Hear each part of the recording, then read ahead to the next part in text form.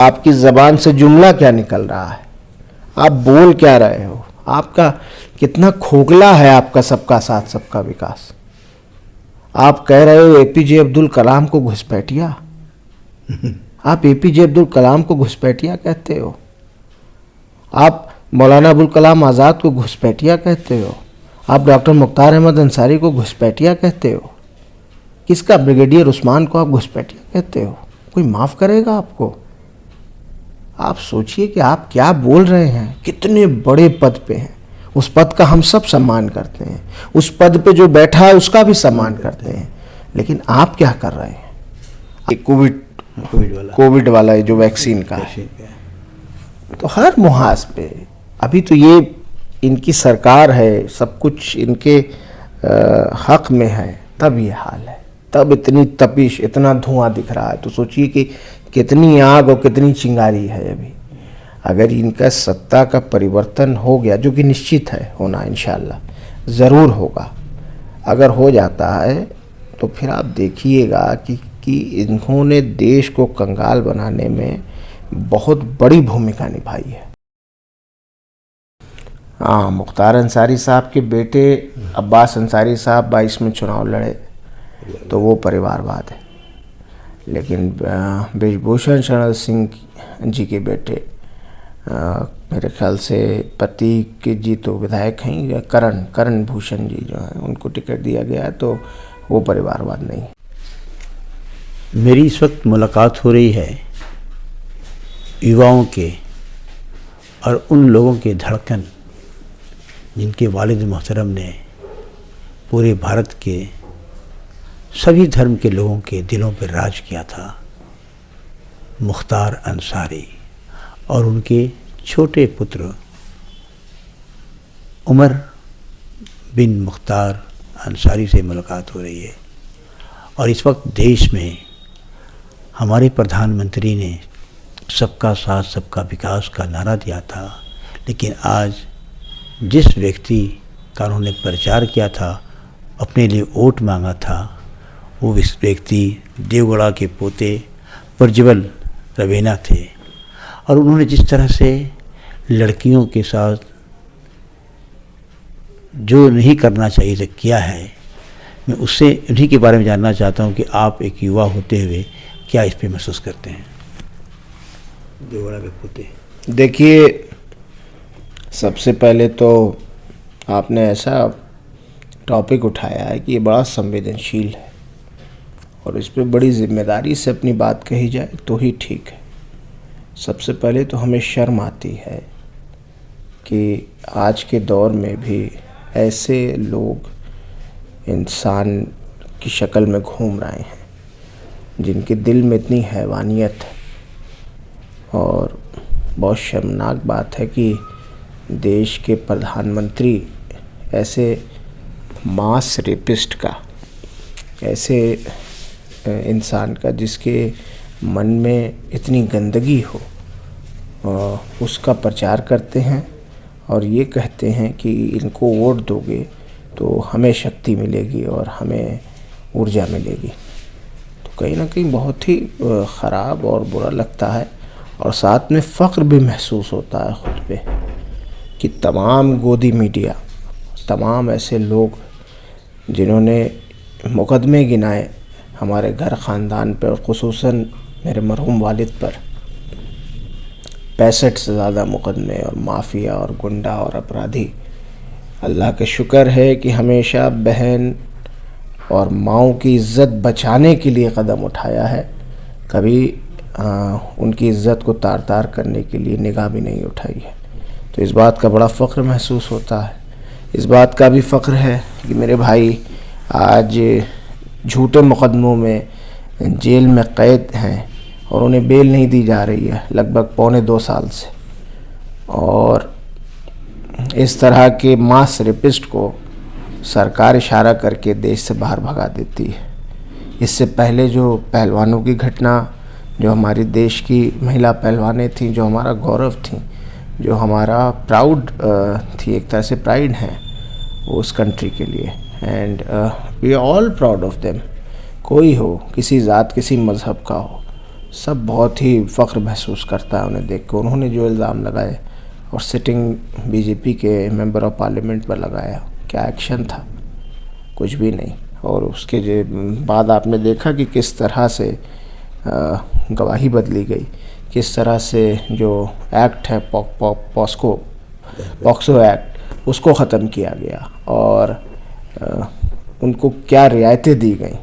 तो हमें ये भी फ़ख्र महसूस होता है कि हम सत्ता के ख़िलाफ़, सत्ता के विरोध में खड़े हैं और हम पे झूठे मुकदमे लगा के हमें जेल भेजा जा रहा है, हमें बेल नहीं दी जा रही है, हमें सताया जा रहा है, जेल में जहर दे के मार दिया जा रहा है।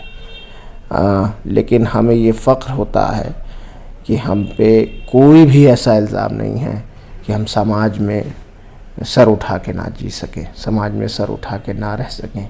क्या मुकदमे हैं अब्बास अंसारी साहब पे, आप सोचिए। एक मुकदमा है कि गाड़ी इतनी रफ्तार से जा रही है कि किसी सड़क दुर्घटना में एक्सीडेंट हो सकता है, बेलेबल धारा में। एक मुकदमा है कि जुलूस लेकर निकल गए हैं चुनाव जीतने के बाद। एक मुकदमा है कि गाड़ी बिना परमिशन के लेके घूम रहे हैं, सब बेलेबल। 4 मुकदमे तो बेलेबल, 5वां मुकदमा लगा दिया जेल में रहते हुए कि उनकी पत्नी उनसे मिलने गई हैं और उनको भगा के जेल से वो ले जाती हैं। ऐसा उनकी पत्नी ने बयान दिया है कि वो जेल से भगाने के लिए आई थी। सोचिए, अंधेर नगरी है, जो आप चाहिए FIR कर दीजिए।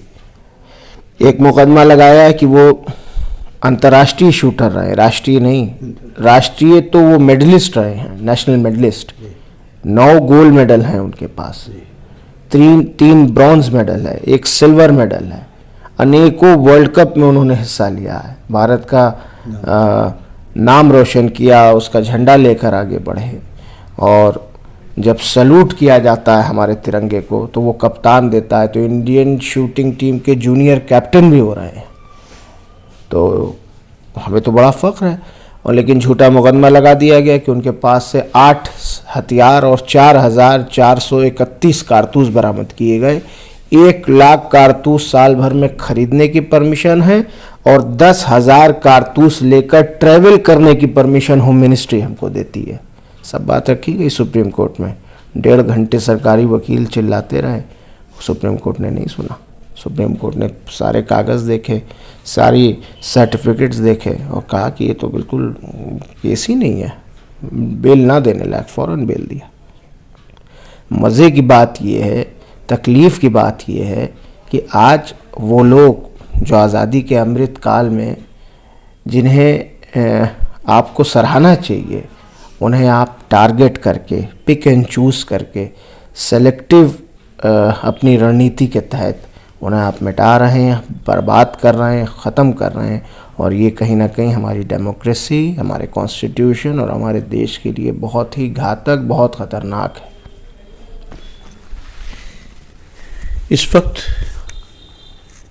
देश की शान बनाने वाली बेटियां जो इल्ज़ाम लगाई थी भारतीय जनता पार्टी के सांसद ब्रिजभूषण पे, आज उन्हें टिकट न देके उनके पुत्र को दे दिया गया टिकट। ऐसे हालात में वो बेटियां क्या सोचती होंगी और क्या अपेक्षा करेंगी पूरे देश के लोगों से, आपके ख्याल? नहीं, ये परिवारवाद थोड़ी है, ये मोदी जी की नज़र में परिवारवाद नहीं है। हाँ, मुख्तार अंसारी साहब के बेटे अब्बास अंसारी साहब 22 में चुनाव लड़े तो वो परिवारवाद है।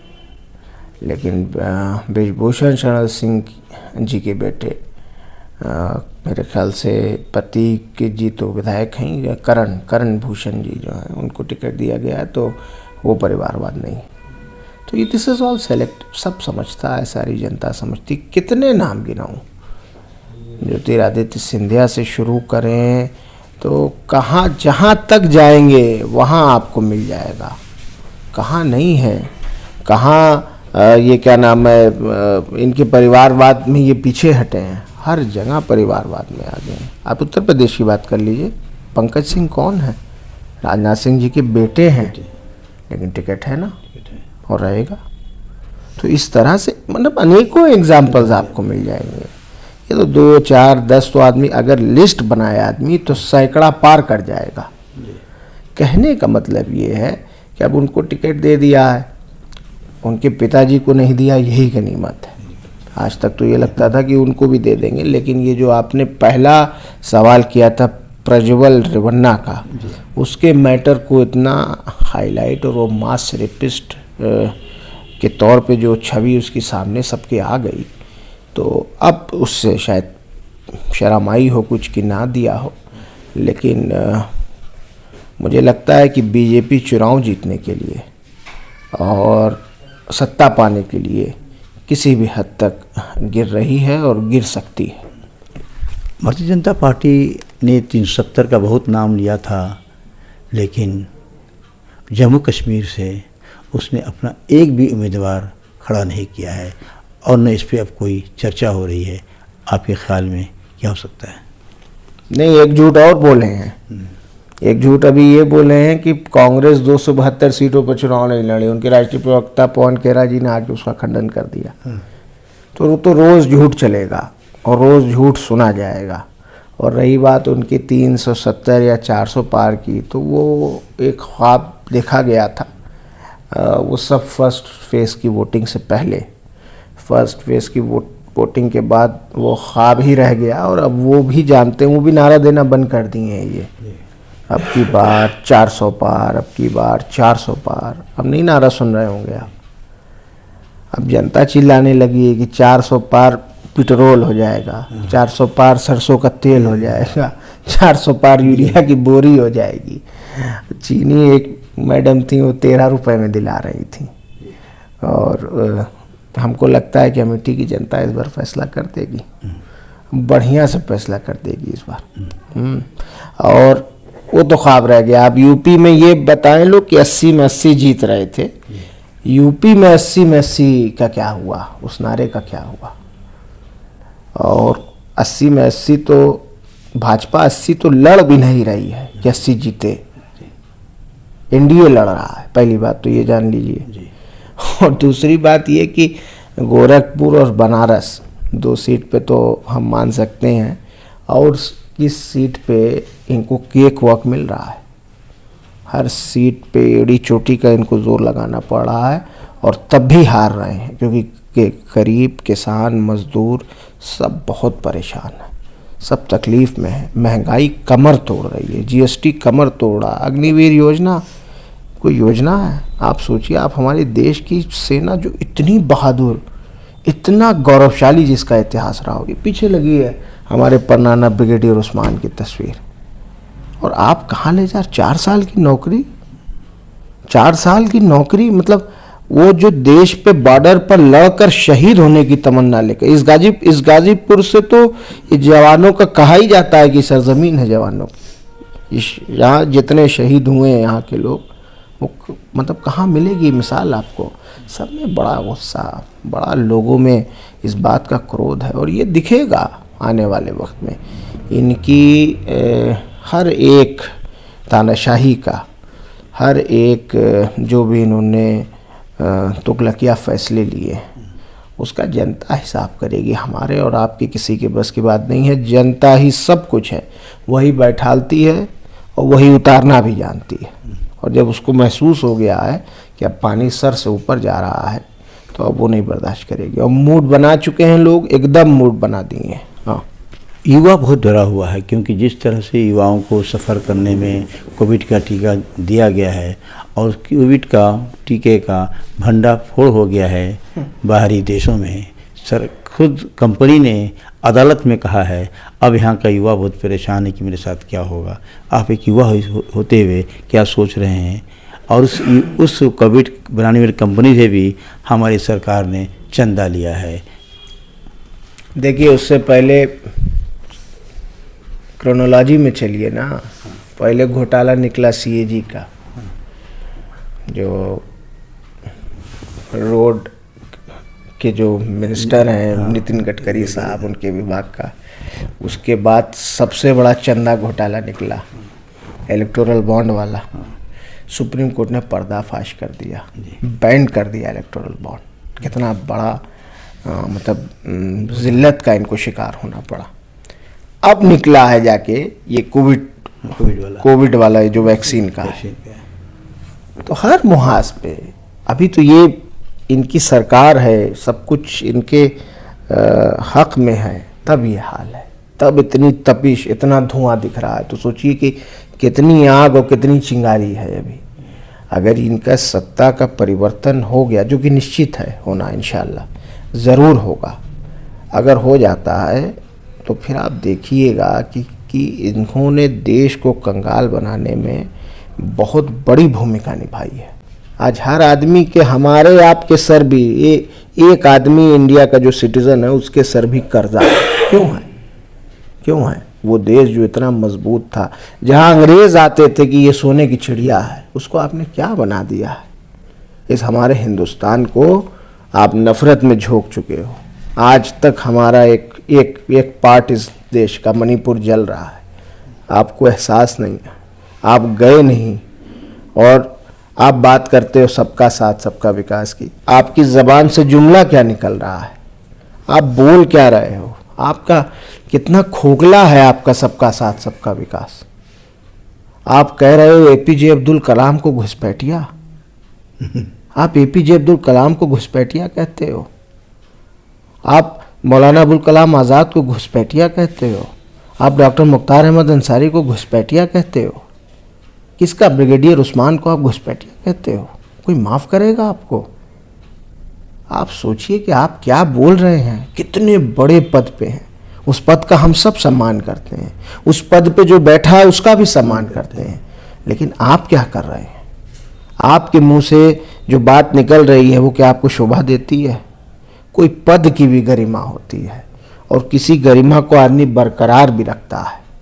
ज़रूरी नहीं है कि हर बंधन हमने तोड़ा है तो ये गरिमा भी नहीं रखने देंगे, इसको भी तोड़ देंगे, इस बंधन को भी, और वो किसी भी हद तक जाएंगे ये लोग। और अभी तो 2 फेज़ की हुई है, तीसरे फेज़ के बाद देखिए, चौथे के बाद और गिरावट मिलेगी, 5वें, 6ठे, 7वें के बाद तो न जाने क्या हो जाएगा। बड़ी हैरानी और बड़ी परेशानी की बात है, लेकिन जनता बहुत समझदार है, सब समझ रही है। हमसे बात करने के लिए बहुत बहुत धन्यवाद।